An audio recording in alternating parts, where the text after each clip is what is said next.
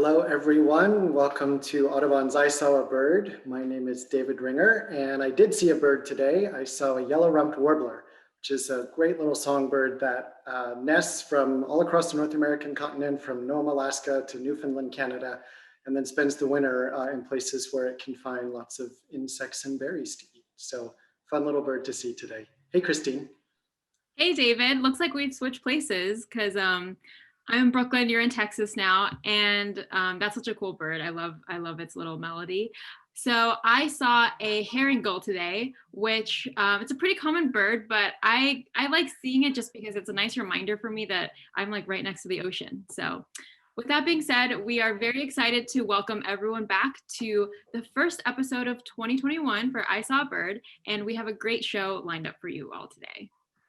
Sure do. Happy 2021, everybody. For our first segment, we're excited to welcome to the show conservation photographer and writer Faraaz Abdool. We're going to see some great stuff from him. Then we're going to dive into some birding 101.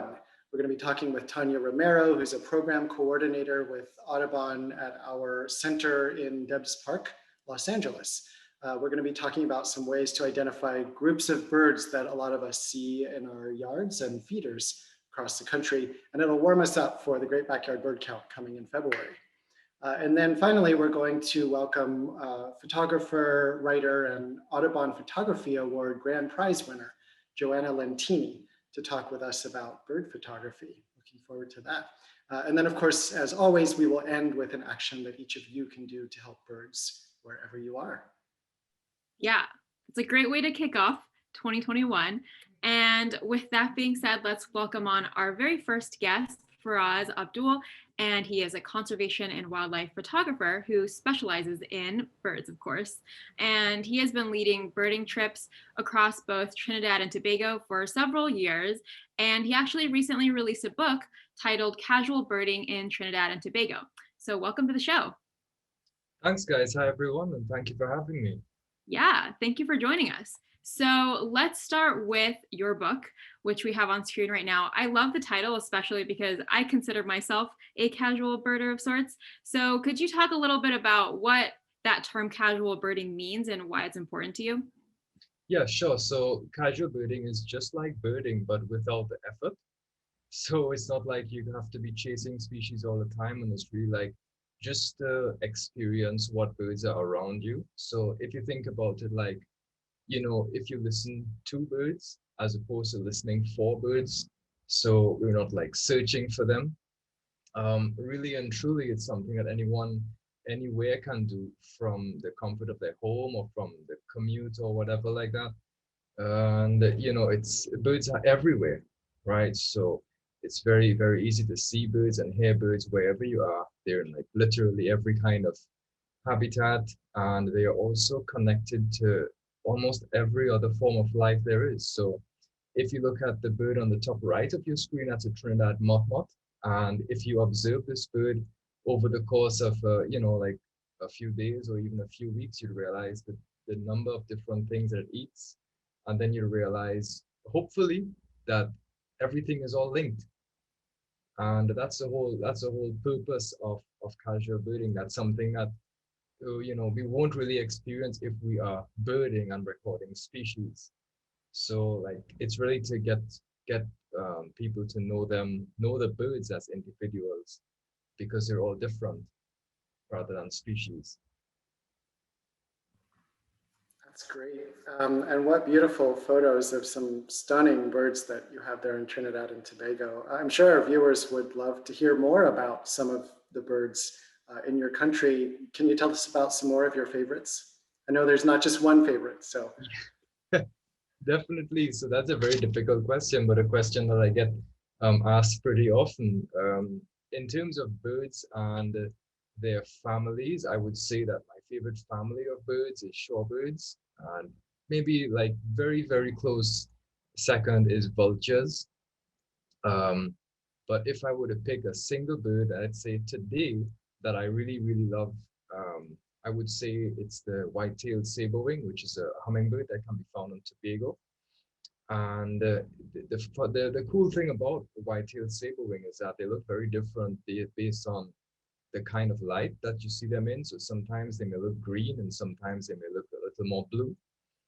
And it's a very special experience whenever you see them, because I'm not sure how much the audience would be aware, but in 1963, Hurricane Flora passed over Tobago, and no white-tailed saber wings were seen on Tobago for 11 years.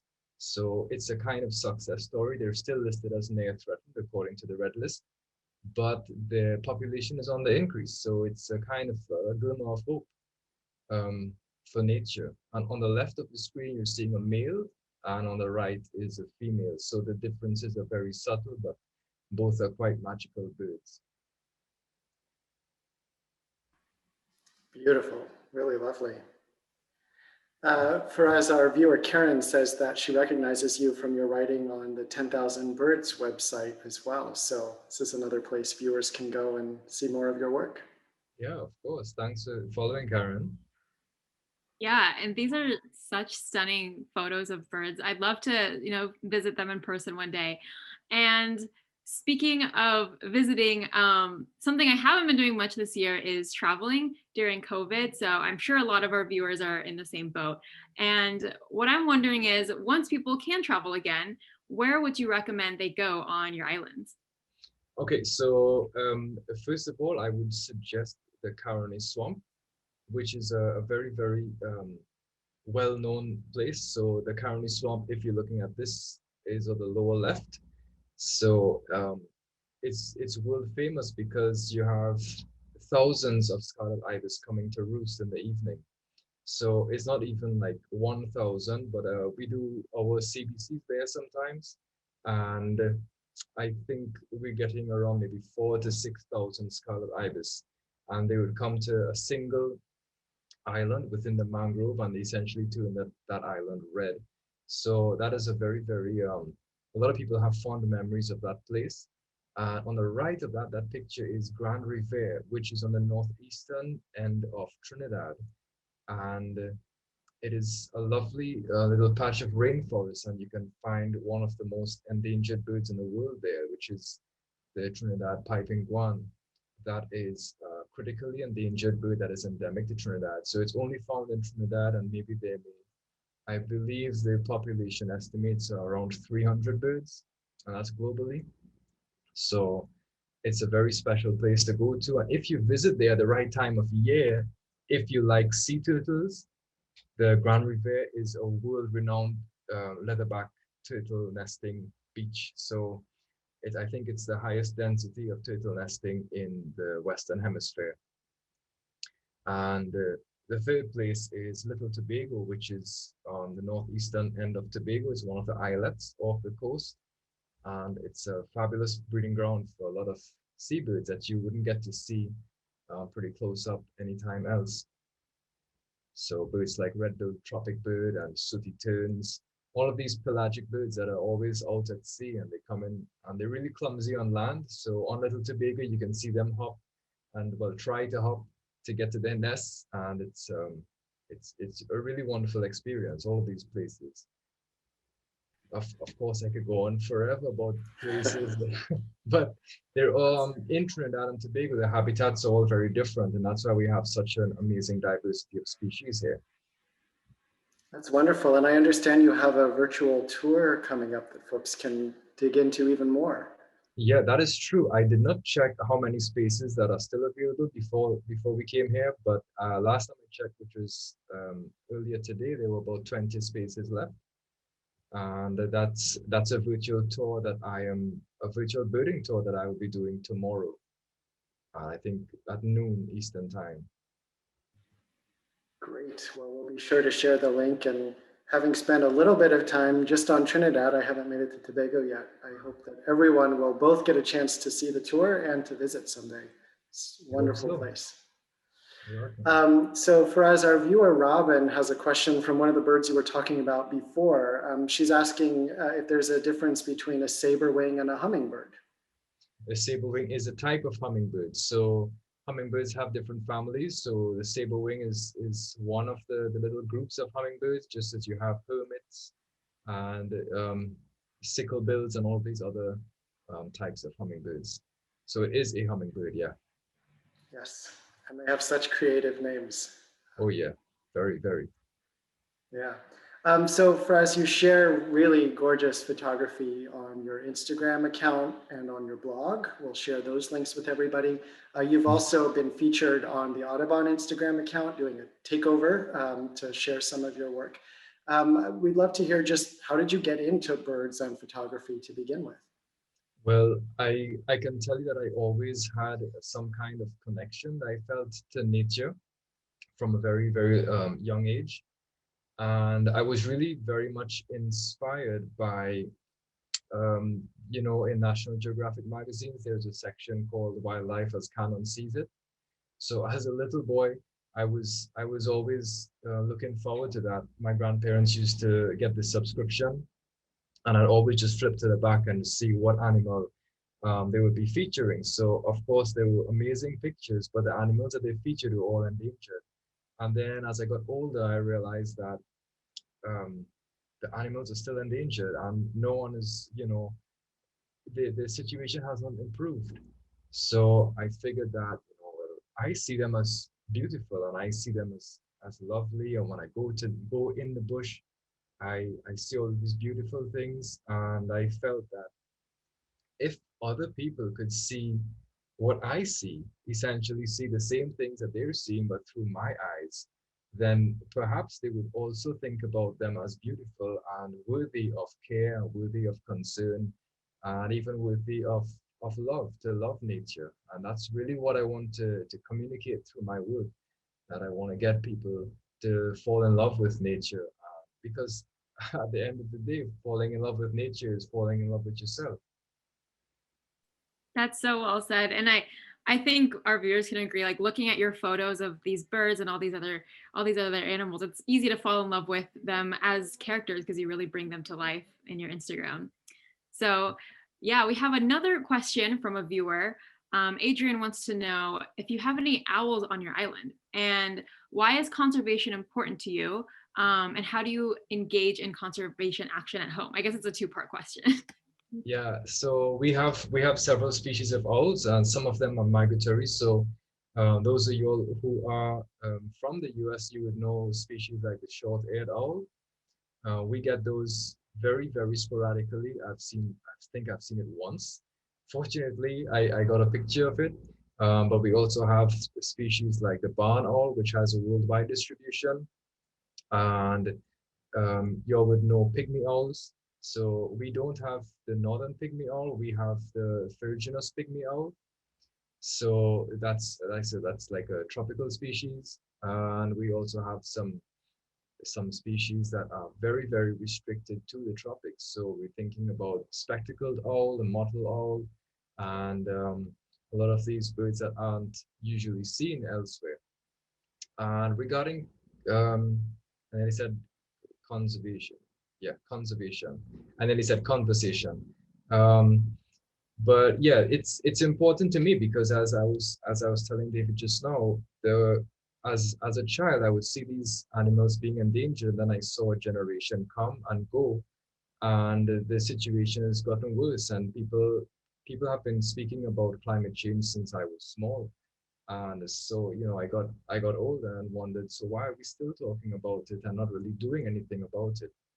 So I felt it very necessary for me to then act upon it and to make certain lifestyle changes. So, like being mindful of where we get our food from, being mindful of what we eat, being mindful of what we consume, how much we consume.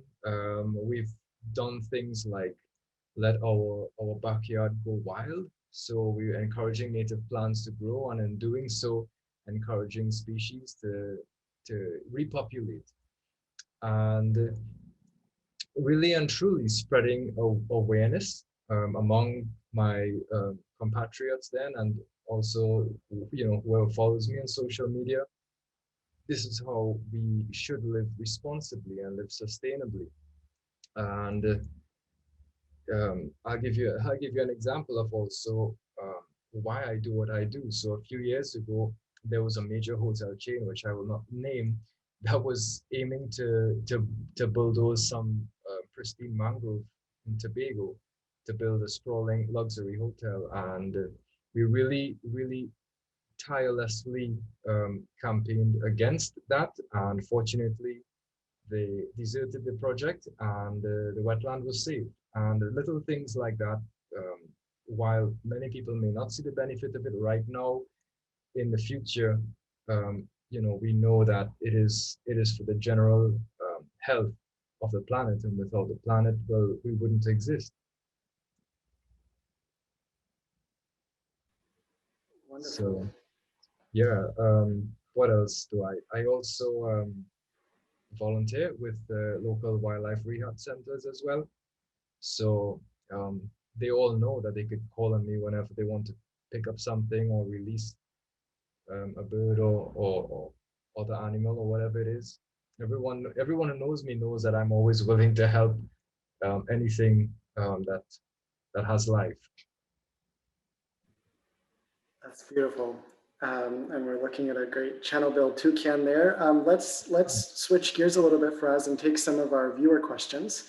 Sure. Bonnie wants to know whether you walk and watch birds every day, and if you do you have a specific goal when you go out, or do you simply see what's there?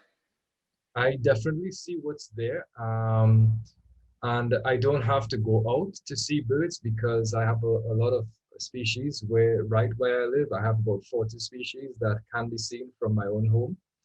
And even though I don't really particularly live in a forested area or anything like that, I live in a suburb, but it just shows that the more you look is the more you see. So sometimes I may see a raptor on the horizon that I haven't seen, but all of these things are important. So earlier this afternoon, while we were having lunch, I saw a zone-tailed hawk flying away with a great kiskadee. So and I wasn't even wow. particularly looking. So I mean, but whenever I'm out and I'm on the I'm on the porch just sitting down relaxing, I have my binoculars with me, so I'm always ready to look and see. But as I was saying, the whole concept of casual birding, it's just like you go, you put yourself there. If you do go, and you see what is there, and what is meant for you, it will be for you. Right, exactly. So we have a question that a lot of people are asking, which is, what kind of camera do you use? Yeah, I use a Canon 7D Mark II as my main camera body, and I have the older version to that, which is the old 7D that I used to use for many years before I got the Mark II. That was in 2019. I got that. But I am really, really considering mirrorless. I'm hearing so many great things about mirrorless, and I might switch. Who knows? But Yeah. definitely Canon, because as you know, wildlife as Canon sees it. So for me, there was no choice. Yes, and mirrorless is definitely the new hot stuff. Well, Fraz, one of our fans watching on Facebook named Kim says, "The world needs more people like you. Thank you," with a heart emoji, which is true. Thank you. Thank you for your kindness. So with that, let's close with a final question to you. How can our viewers help support birds and conservation in Trinidad and Tobago? Well, currently there is no dedicated organization to birding in Trinidad and Tobago. But if there's one thing that I will encourage is to plan a trip here. I mean, like our borders are currently still closed, but it's not going to remain that way forever. But plan a trip and reach out to me. You can, of course, personally, you can send me a message on any social media, and I can help. We have a wonderful network of dedicated and competent guides here and lodges as well. And we're all waiting to welcome everyone to see some amazing birds here. Well, I know folks are feeling pent up, so when we all have vaccines and it's safe, I'm sure folks are going to be looking at Trinidad and Tobago. Thank you so much, Faraaz, for joining us. Thank you for your beautiful photography, for sharing it with everyone, and we hope we'll see you face to face soon. Most welcome, and thanks for having me. Thank you, Faraaz. So as some of our viewers might remember, we closed out the last show of 2020 by asking you what some of the segments you were hoping to see in the new year. So one of the ideas that came up a lot was a request for segments that were focused on how to be a better birder, a sort of birding 101, if you will. So you asked and we answered, and we invited our colleague Tania Romero, who is the program coordinator at the Audubon Center at Debs Park, to join us today and talk about some tips to help identify some of the common birds that viewers might see in their backyards or out their own windows. So welcome to the show, Tania.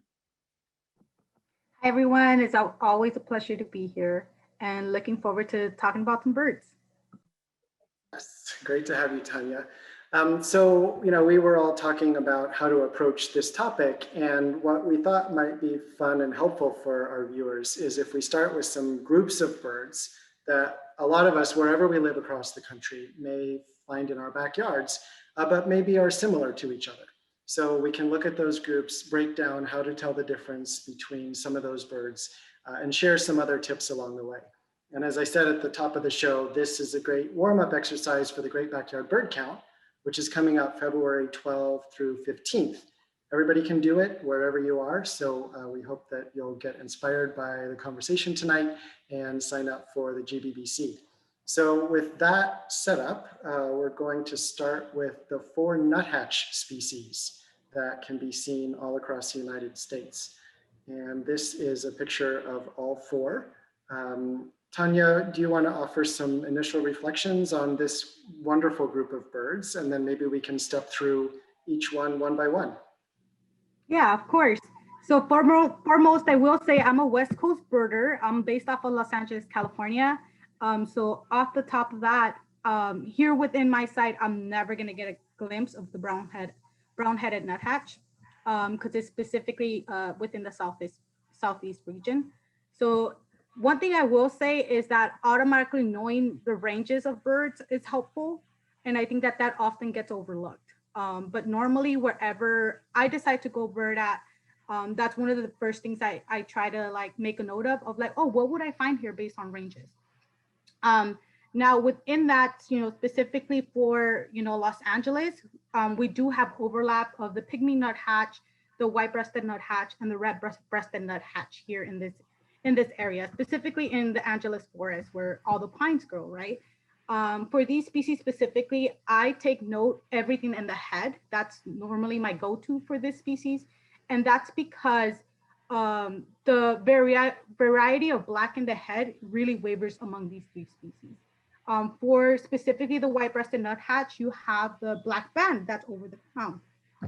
For the Pygmy nuthatch, the black extends under the eye. For the white, it doesn't. It's just the band over the crown. And for the red-breasted nuthatch, it does have that stripe, right? That kind of zebra look on the face. So then that's always a good starting point for these nuthatches. Something I also have realized, and a lot of this comes with practice, is the Pygmy nuthatch is also a little bit smaller than the red-breasted and the white-breasted. The Pygmy tends to be a little bit bigger than a golden crown kinglet, for folks that are familiar, or a kinglet size. And the white-breasted and red-breasted tend to be about a sparrow size. So, once you see them close, it's a little more obvious to tell the difference. But if you're just seeing one, it can be a little difficult.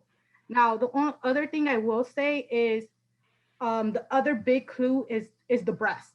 Like the name suggests, right? The red-breasted nuthatch has the red breast, right? Has that really nice shaded color of orangey reddish. The white-breasted is white. And the Pygmy, I would say it's kind of a combination of 2. When I first saw the Pygmy nuthatch, I was like, that looks like red-breasted, but the face doesn't match. It has a very small tint hue of that red in there. So that's the way I have been able to distinguish. David, I don't know if you want to hop on and talk a little bit about the brown-headed nuthatch, since I actually have never seen one. Sure. Let's pull up the brown-headed nuthatch full screen. So the reason Tania doesn't see them in Los Angeles is that the brown-headed nuthatch is a bird of the southeastern United States, from about East Texas over toward the Carolinas, where pine trees grow. in the southern US. So this is a very small bird. It's about the size of the Pygmy Nut Hatch that Tania has out west. And they're very cute. They have a sound that sounds like you're squeezing a rubber ducky toy or a dog toy. And they will come to feeders in your yard for those of you who live in the Southeast. So they like sunflower seeds, they like suet mixes or peanut butter, and they'll often get very close to people. They also use nest boxes. So they nest in holes in trees, but they will adapt to nest boxes that people offer. So the key to look for when you're trying to identify this bird, again, are you in the Southeast? That's a good start. They live there year round. You can see them any month of the year. And they've got that really warm brown cap on the head, a very warm, soft color. And then the blue-gray back, and as Tania said, kind of a buffy breast, similar to the Pygmy nuthatch, but nowhere in the country do brown-headed and Pygmy nuthatch occur together in the same location. So identifying it is a matter of, as Tania was explaining for the West, looking at the white-breasted versus the red-breasted, but you won't have these two overlapping. Why don't we go quickly to the three that Tania already talked us through, but just look a little bit closer at each one. Yeah, so while we're looking through these, if your name Christine, shout out, wants to know if looking at beaks can help with IDing, because it looks like they have some different sizes and shapes, right? Yeah, I think that's another thing. I will tell you that sometimes it is very difficult to see in the field. So I don't tend to really go towards there, but there are some key differences. This Pygmy Nut Hatch does have that little, to me, it looks very sword-like. So it does have that dent at the end of it. But to be honest, that can be very difficult to see sometimes in the field and super up close, especially because they're hoppers, they're creeping all over the trees. Sometimes they're jumping like very kinglet. So yeah, and as you can tell here with the red-breasted, right, some of that sword-like and the edges gets lost. And also it's a little bit more shorter than the Pygmy Nut Hatch bill, or beak. But once again, like that for me at least has been a very hit and miss to look at. Like I would not really be able to differentiate them completely based on the beaks. Yeah, the bills are really important for identifying some groups of birds, including one we're going to talk about a little bit later in the show. But I agree, for the nuthatches, much more focus on the head pattern and the color of the underparts. So white-breasted nuthatch occurs very widely across the United States, not so much in the more arid, dry parts of the country, but from coast to coast where there are big trees, and then down the California coast as well. Really great backyard bird, often comes to feeders as well. And the red-breasted nuthatch that we saw on the previous slide, that's a much more northern bird. They like the coniferous forests up north, but this year is a great year to be on the lookout for red-breasted nuthatches almost anywhere in the country, because every few years they come down during the winter in big numbers. So if you're used to seeing white-breasted nuthatches at your feeders, or pygmy or brown-headed nuthatches, depending on where you live, this is a great year to keep an eye out for this little one, the red-breasted nuthatch, with that swoosh through the eye and the richly colored breast, because they are far outside their usual range this year. So it's like a little treasure hunt in your backyard. Yeah, and it's cool to see how many little details there are between all the different nuthatches. So let's move on to another bird that our viewers love, which is woodpeckers. And there's a whole group of them that we have. So let's take a look at that. Yeah, so these are 4 black and white woodpeckers that people see in their yards. And again, we have some geographic diversity. I think the one in the top left there is one you lobbied to make sure we included tonight, Tania. For sure. That's my favorite woodpecker. And I think obviously I'm biased because it's a West Coast, specific bird. It's the Nuttles. And it tends to be one of the most common ones, specifically in urban Los Angeles, specifically in our parks.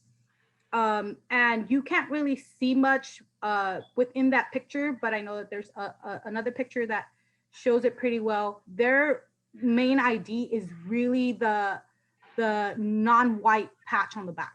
So they tend to be low elevation birds. They tend to be very common, once again, in urban communities, and they have it's very similar to the ladderback, but they have just the stripes all across their backs, as opposed to the hairy and the downy. But Yes. range does help for this one because it's specific to California. So anywhere outside of California, they're no nuttles. Yeah, if you think it's a nuttall somewhere else, it's going to be one of the other three that we're about to look at. So let's go to the next one, which is called the ladder-backed woodpecker. And it's a little small in this particular picture, but you can see it there in the crook of the tree limb. And you can see that the entire back is barred black and white. It's also got much narrower black stripes on the face relative to the nuttals that we just saw. The ladderback woodpecker is a bird of the arid Southwest. So we have them where I am right now in Texas, across New Mexico, Arizona, up into the Great Basin. And they're replaced on the California coast by the Nuttall's woodpeckers, so they don't overlap very much in their range. But as Tania was saying with the Nuttall's, this bird does not have a big white diamond on its back. Mm-hmm. You can see that it's just barred all the way up and down, whereas the Nuttall's is more black. But then if we go to the next one, these next two birds have a big white diamond in the middle of their back. Well, this photo doesn't show that so much, but we'll get to one that does. Tania, you've got downies out there in California too, right? Yeah, and actually nuttall tends to be more common just because a lot of Los Angeles has the oak walnut woodland habitat. But in occasional, these open woodland areas, we also will get our downy. And to me, the downies are like the cuties of the woodpeckers, because they have that really tiny bill compared to like the rest of the woodpeckers. And they're also slightly smaller. Once again, it can be very relative, but if you look at, for instance, a downy versus hairy, downy is 6 inches while a hairy is 9 inches. So when you look at them side to side, you can definitely see that difference. Now, the bill, like I mentioned, is very small. And I think for me, a very good ID for it has been how big is the beak relative to its head. And for the downy, it tends to be about 1/3. So it, whatever dimension I see is like, oh, it doesn't extend as big as like its head, it's most likely a downy. Yeah, And we also have a photo of the downy and hairy together, so it'll be good to compare the sizes too.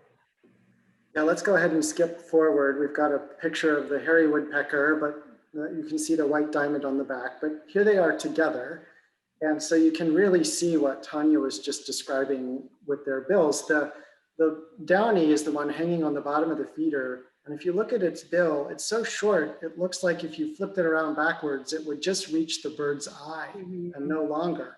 But if you look at the hairy that's vertically oriented there, if you imagine flipping its bill around backwards, it would reach the whole length of the head. And its proportions are much more like a red-bellied woodpecker or an acorn woodpecker, big blocky head and very long bill. Yeah, that's a really good way to put it, David. That'll help me because I saw a woodpecker outside my patio last time and I was like, I don't know which one it is. So I'll use that little trick. This was from our art director, Christina Deckert's backyard in upstate New York. Such a cute photo. So let's look at another group of birds. We have some goldfinches and siskins. Yeah, these are always tough. And I'll tell you that for us in LA, we only really see a lot of American goldfinches in winter plumage and not in full breeding plumage because they're migrants here.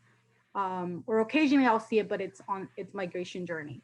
So really quickly with these, when they're in breeding plumage, like this American goldfinch here, which is on the upper top picture, it does have that orange beak, and that's like a huge ID. If it has that orange beak, normally I'm like, that's an American goldfinch, because the lesser has it black. Now there is some overlap where some of these American goldfinches can get a little tricky, and sometimes it would still stay a dull black. So the next thing we'll look at is how far back does the black extend on the crown, the neck area, and does it also weigh or connect right to the black on the wings?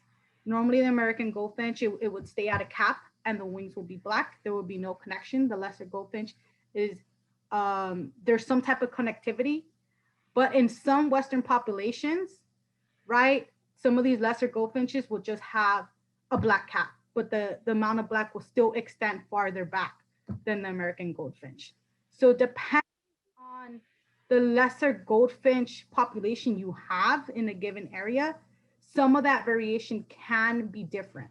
I will tell you that. And it can be very different in some of the coloration in lesser goldfinches can be greenish black instead of completely black. So it's always good to kind of have an idea, you know, what does your lesser goldfinch population within your given state looks like.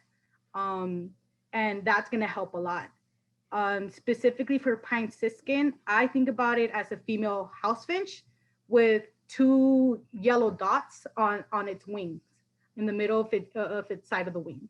And also its beak is very, very peculiar. It's very conical, it's very triangle based, and it's very different than other finches' beaks because it's not short and stubby. It's very, I don't know how to describe it, but when you see it, it's like, it's very just conical, like very cone-like. Very sharp and pointed, yeah.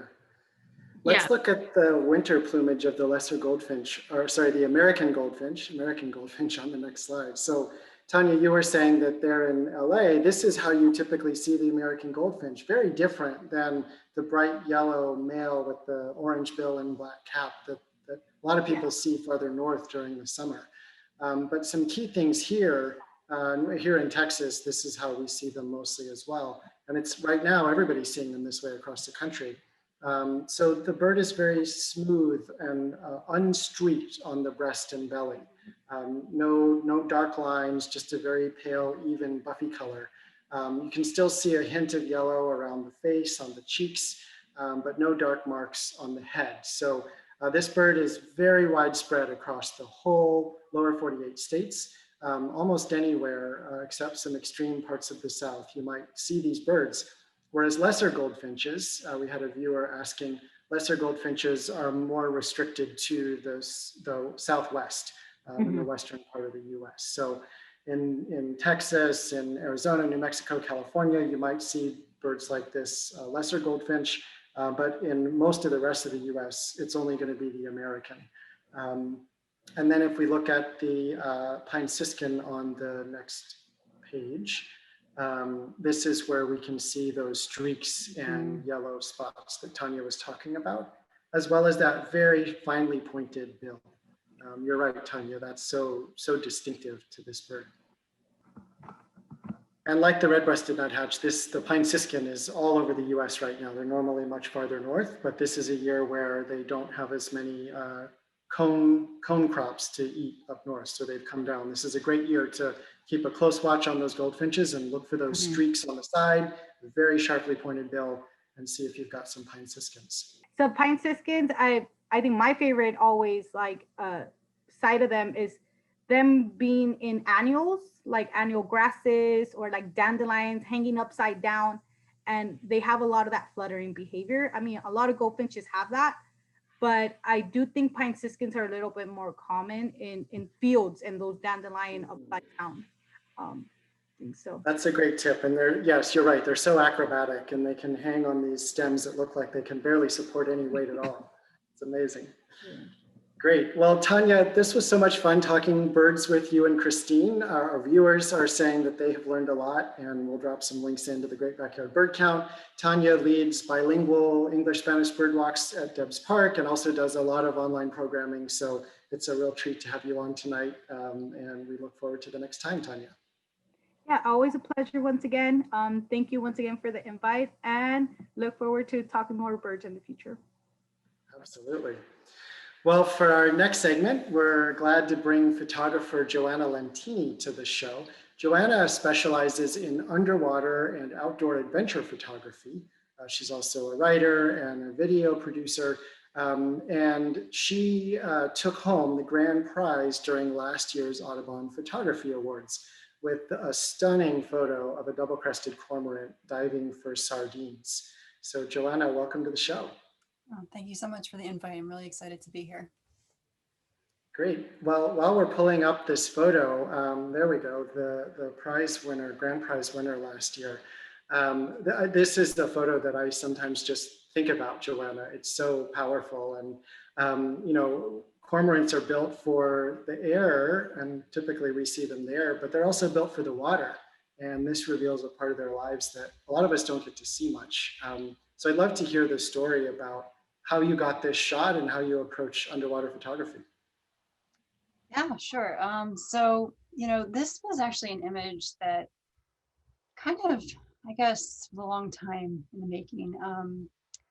About 10 years ago, maybe more like 12 at this point, I remember like I was just totally obsessed with like all of the natural history documentaries by the BBC. And there was one in particular, Nature's Most Amazing Events, and it was the sardine run in South Africa. And you know, the sardine run, you have also every sort of predator, you know, from dolphins and sea lions and sharks and whales to, you know, gannets and other birds, you know, diving down. And I remember watching this over and over again, specifically like the behind the scenes footage of the cameraman. And, you know, so eventually I ended up getting certified to scuba dive, and kind of like lost track of, you know, doing the sardine run, you know, kind of getting there and photographing it. So I was actually leading a group trip. I lead a few group trips to Mexico's Baja Peninsula, one per year actually. And so I was there leading a group trip. It was November of 2019, and we were at a sea lion, a rookery, pretty famous one in the Sea of Cortez. And you know, the sea lions are usually the main attraction there. You know, I had always seen sardines there, and I had always seen cormorants, but I had never seen the birds diving for sardines. I remember I wasn't feeling so well, and so I decided to kind of stay in the shallows. And some of the photographers that were with me, they kind of hung out and we dove together. And this was just, you know, it was incredible. It was incredible to see from below, you know, these birds turning into fish, and just absolutely mesmerizing. I mean, the place already is spectacular, you know, with the sea lions, hundreds of sea lions kind of, you know, going through the schools of sardines, and then you have these magnificent birds. It was just a real privilege to witness this. And I was just actually there a few weeks ago on assignment with Orbis. And, you know, I had hoped to see something like this, but, you know, it's always difficult to kind of replicate, right? There were some sardines, there were some pelicans. I didn't really see cormorants, but yeah, it's you know, it's a spectacular place, and just really quite an honor to have witnessed this. Yeah, it's such a stunning shot. Like every time I look at it, I'm just blown away. Like I can get lost in all the details. And we actually took some other great photos from this trip. That's in one of our videos that we've shared on our YouTube channel, which you can check it out. We'll drop a link to that as well. And while you're at it, our viewers can follow us if they want on our YouTube channel, which is youtube.com/National Audubon. So you touched on this a little, Joanna, but can you talk about how you got into underwater photography? And also a lot of our viewers want to know, what camera do you use? Yeah, for sure. So like I said, you know, I was just absolutely obsessed with these natural history documentaries. And I remember sitting on the couch one night, and I was just, you know, I probably, you know, on like the fourth or fifth time watching the behind the scenes footage. And I just looked over to my husband, and I was like, yeah, I need to do this. Like, I have to do this. And he just kind of looked at me like really funny. And it's like, well, you're not even a scuba diver.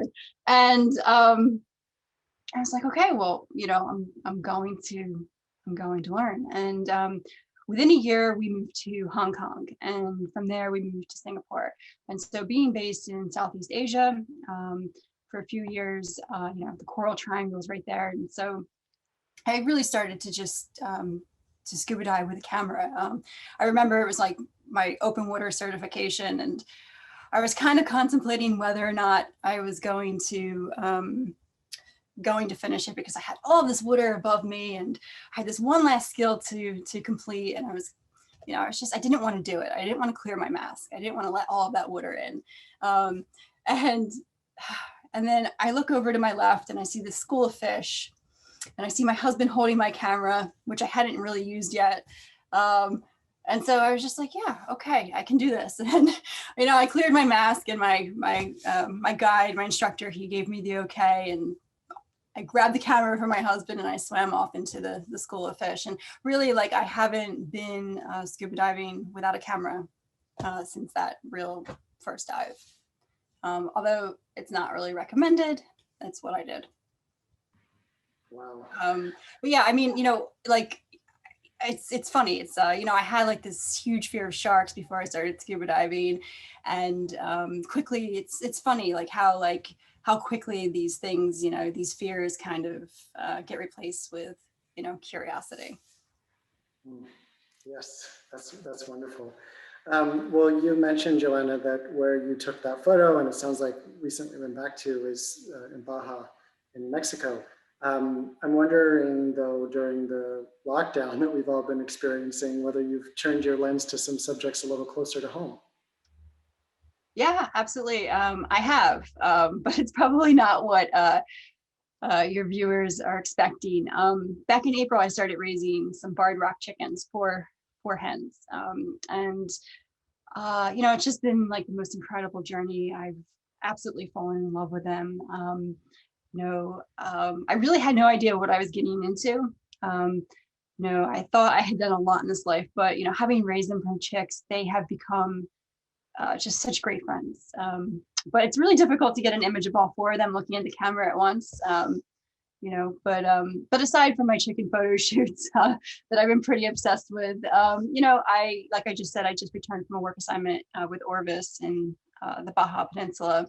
And I was there and I was photographing some pelicans and cormorants, but we didn't have a whole lot of time to focus on it. So it's something that I really want to revisit for sure. I've heard of pelicans, obviously pelicans dive for fish, and I've heard of a specific spot that I would really like to kind of explore more. But aside from my chickens and my recent work trip, there are a lot of species right outside of my door. There's the regulars that are always hanging out, and then other species that are passing through. But we are approaching my favorite time of year, which is when the greater snow goose population migrates to the Canadian high Arctic. And I've been photographing this, the migration for the last 5 years. And I gotta be honest, like every time I do it, every time I see the geese, it's like the first time. There's nothing quite like seeing 100,000, 150,000 birds take flight at once. It's absolutely mesmerizing. And in fact, I'm hosting a very small outdoor workshop in late February in Pennsylvania. If anyone's interested and would like to get involved, there's details on my website. Hopefully you guys can share that. But yeah, I'm looking forward to that. Just a few short weeks away now. So it's a nice way to kind of, break up the winter. It's something I always look forward to. That's great. Yeah, those snow goose spectacles are truly overwhelming. And our fans are loving your photos. The chickens are a hit. Maybe they weren't what people expected, Joanna, but people are loving it. Oh, good. I'm glad. I can imagine a movie just based off of those chickens. There we go. And we'll certainly drop a link to your website in the comments so that people can check out the workshop and the rest of your work. You did ask me a question I didn't answer, the camera that I use. So underwater, I shoot with this Canon 7D Mark II, and topside right now, I'm still with the Canon 5D Mark III, although an upgrade is happening soon. Oh, cool. Yeah, the Canon 5D is such a great camera. Yeah. And I also love reading about your Audubon article where you talked specifically about like how you do this underwater photography. And I really like where you talked about watching out for how gannets and cormorants hunt, for example. So are there some like really interesting bird behaviors that you've noticed and other bird behaviors to watch out for as you're photographing? Yeah, I mean, I think like, whenever you see like a bunch of birds like in the air, like over the open ocean, like that's like a sign that like something is happening below the surface. And so like I just saw it a couple of weeks ago. I think it was, I'm trying to think, kind of, it happened so quickly. Forget the species, but yeah, it was, there was probably, a few dozen birds circling up above the open ocean and diving down. And so, yeah, it's, for me personally, I mean, that's just like, seeing that, especially from underwater, that's amazing. It's the most amazing bird behavior I've seen. Yeah. There was one instance when I was photographing the cormorants, when I made that image that won the award, which was kind of interesting. There was, because it's a sea lion rookery, the sea lion, the pups, they're super playful, right? So they kind of just want to play with everything, from your hood to your fins to anything that lands in the water, they're playing with.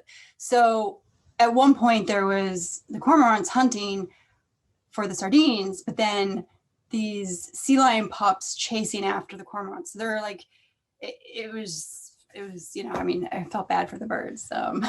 They're being harassed by these pups, and then they're trying to feed themselves at the same time. So that was quite interesting. That sounds like quite a scene.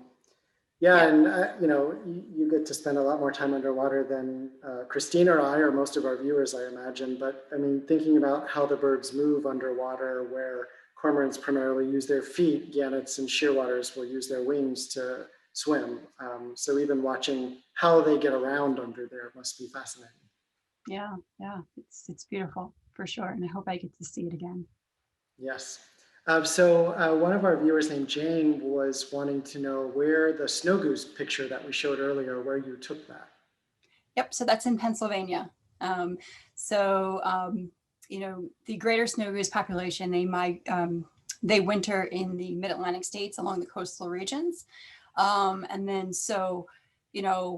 end of February, beginning of March, depending on like how cold it is, the weather, of course, then they start making their way north to pretty much as far as you can go before you reach the North Pole, last bit of land.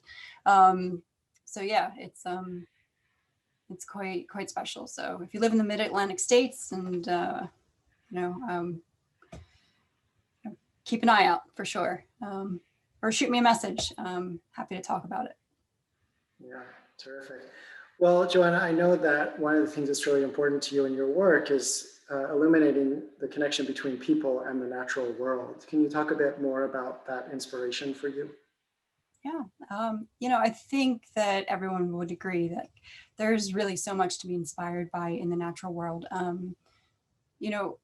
Like from a purely aesthetic point of view, I think, my favorite thing about photography is photographing. You can basically turn like the most mundane subjects into beautiful things, like with the right light, right? So my thing is I love to photograph light, but beside that, I love photographing. I'm inspired by the countless people and organizations like Audubon around the world that wake up every day and really make it their mission to help our natural world thrive. And really their stories are what gives me hope and keeps me going, really.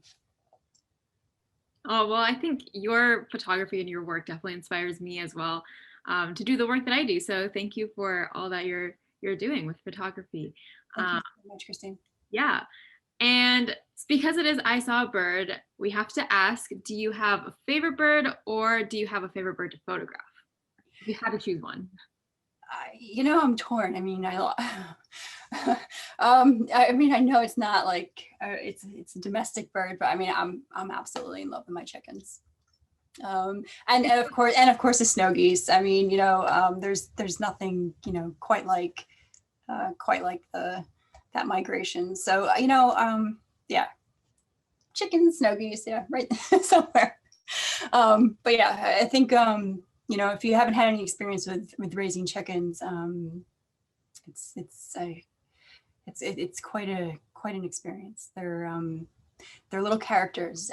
Each one has their own personality. Each one has their own sounds. they might all look alike, but I can tell them apart. I can close my eyes and pick them up and tell who's who. They're just really, really special creatures. Yeah. Sorry, I know they're not wild birds, but yeah. I think it's a good choice. It's a good choice. And you really like bring their personalities to light. I had no idea before, I started raising them, and it's blown my mind. Mm-hmm. So with this photo that we have up, a lot of our viewers want to know, what exactly is this pelican eating?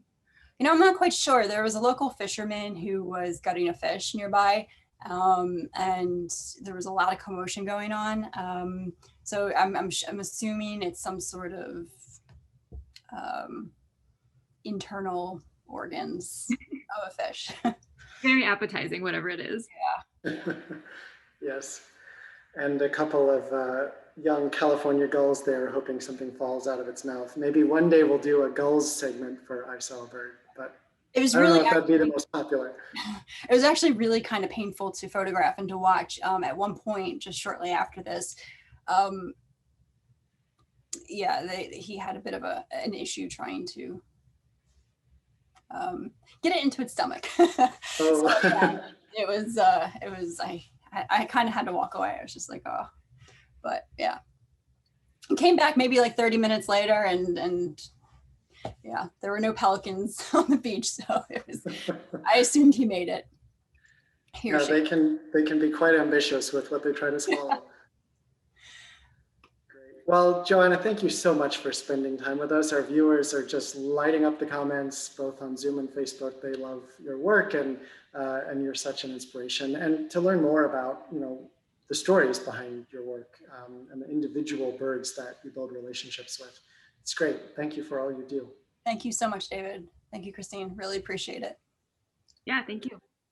And for those at home who have been inspired by Joanna's work, the Audubon Photography Awards are opening today, in fact. So we'll drop a link in the comments to the Audubon Photography Awards. Entries will be open for a few weeks. So if you've got some great photos burning a hole on your hard drive, or if you're inspired to get out in your backyard and start shooting, we hope that you will check out the awards, the categories. There's a youth category and various amateur and professional categories. Love to have you participate. So that brings us near the end of our first show of 2021. And as always, we like to close out by talking about something you can do for birds wherever you are. So today, actually, the federal government announced a series of executive orders and memorandums aimed at combating climate change, conserving and restoring our lands and waters, and incorporating social justice into how the federal government works to protect the environment. And we know, as bird lovers and bird watchers, that the birds are telling us we're in a climate emergency, we're in a conservation crisis that's wreaking havoc on our communities, on our lands, and our waters.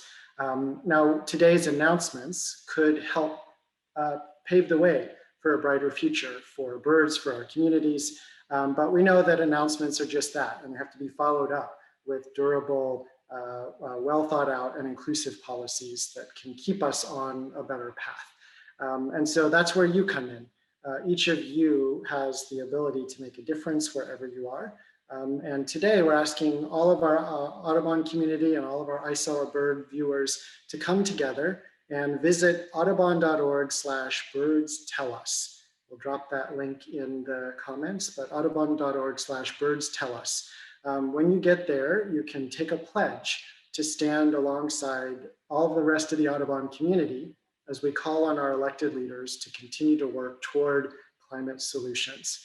You can take the pledge and then share it with others. And we will also keep you up to date on things that you can do to help as we go through the year from here to help birds and to help folks in your community. So again, audubon.org/birdstellus. The link is in the chat. Take the petition and then share it with 3 friends, and we will keep in touch. So with that, that's our show for the evening. Welcome to 2021, everybody. We look forward to seeing you in February for another great show. Christine, as always, great to host with you. And with that, we'll say good night to everyone. Likewise, see you all next month.